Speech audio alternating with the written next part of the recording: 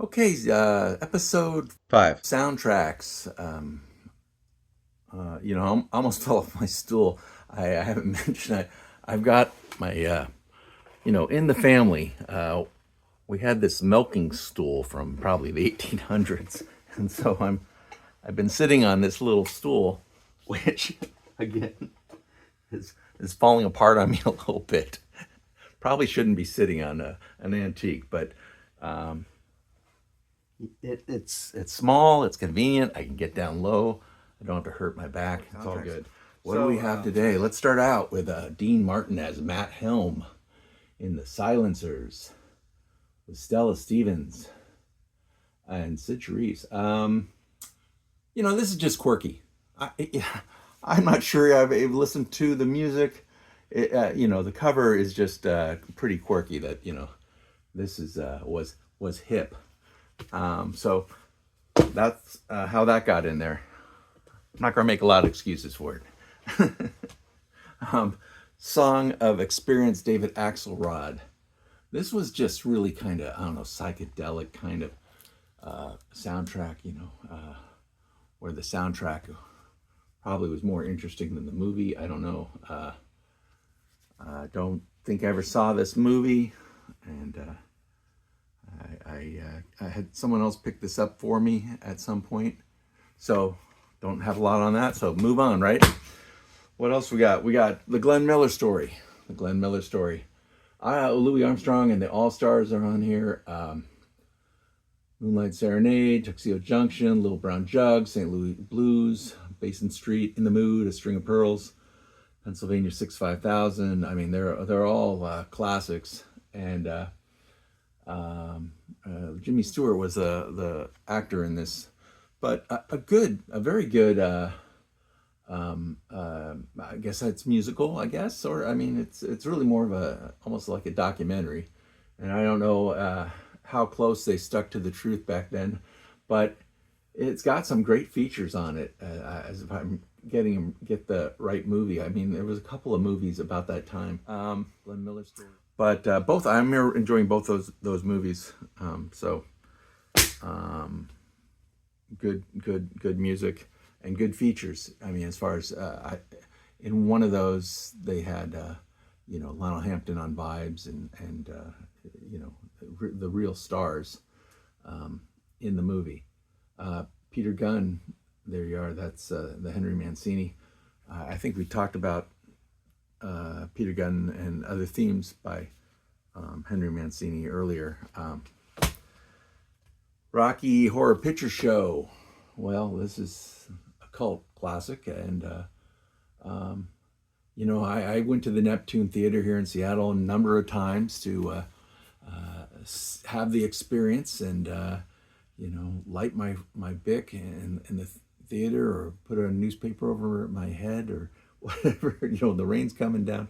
All the shtick that the audience were able to participate, and being a little surprised at the whole thing the first time, and going back a number of times, and when after like your fifth time you're like, yeah, okay, we can go to that, I guess. But not being as excited about doing all that stuff, and then trying to remember to bring stuff. Usually you went after you've been doing some drinking and stuff, so it was like, okay, yeah, that sounds like a great idea. One more time, but just a fun movie, and to be able to participate was different, and it is still unique. If it's playing somewhere, yeah, catch a show and do the time warp once again.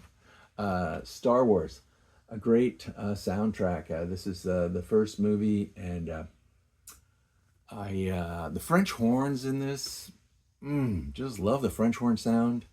John Williams, and just Star Wars. I mean, I just really, like the procession. Not necessarily the theme. I got a little tired at the time because every other drum corps was doing Star Wars, but to do the procession, and hear that strong French horn sound. Now, I'm not a French horn player, but I appreciate the sound of that that. And then here we have Empire Strikes Back. I just couldn't get enough. Let's get some more. So that was why that one came along. And, you know, Star Wars, nothing but Star Wars. Yeah. And the story of Star Wars is in here. So from the original motion picture soundtrack, the story of Star. So they must have taken the actors and did some kind of like a podcast kind of version of Star Wars. It was not so much featuring the music, but featuring the actors. So that's kind of unique. Levi Stubbs and chorus doing God, what's I'm going blank on this the plant Little Shop of Horrors. There we go, Little Shop of Horrors. I can't think of her name right now. Yeah, I'm sure you're all out there going yelling it out. But Mean Green Mother from Outer Space. You know, I don't remember it doing very well at the theater at the time. I mean, it's a little off center. But for, you know, us fans that like music, like Levi Stubbs doing the voice. The Four Tops. A lot of fun and unique. I might go watch it later today. I mean, I'm just thinking about it, going, that is a good one. So, you know, that's always the nice thing about looking at these soundtracks is you realize there's something you maybe you've been missing for a little bit. Obsession. Yeah. Music composed and conducted by Bernard Herrmann. National Philharmonic Orchestra. Cliff Robinson and Genevieve Bujold. John Lithgow was in this one too. Scary movies. Is this a Hitchcock? I feel like it's a Hitchcock, but I'm not seeing a George Litto production, a Brian De Palma film. Well, that might be why I was thinking that, because Brian De Palma was a big fan of Hitchcock, and he did some of his early movies were very much I can't think of the word, homage to Hitchcock. This probably is pretty fun. I mean, this probably has some pretty compelling music. I haven't listened to it lately, so I can't tell you. Again, that water damage got to that one a little bit too. Wah! Tough Guys, composed, conducted, and performed by Isaac Hayes.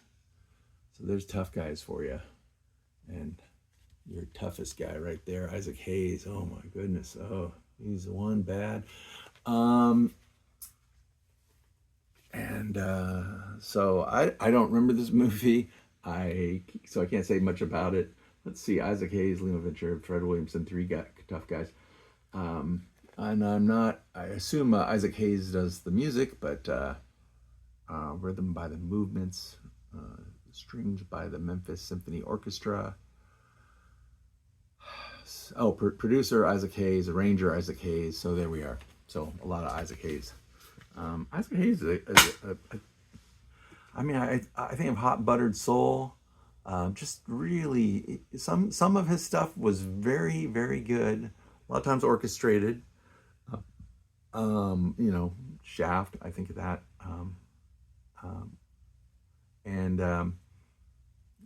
He was very, very good. But then there's others that kind of were like, oh, he's doing a ballad, or some of it just doesn't grab me. But you know, that's the way it is. Some things grab you, some things don't. Party, a soundtrack with Run Rudolph Run by Dave Edmunds. Party, Elvis Costello and the Attractions. Little Town Flirt, Altered Images, Yakety Yak, Bad Manners.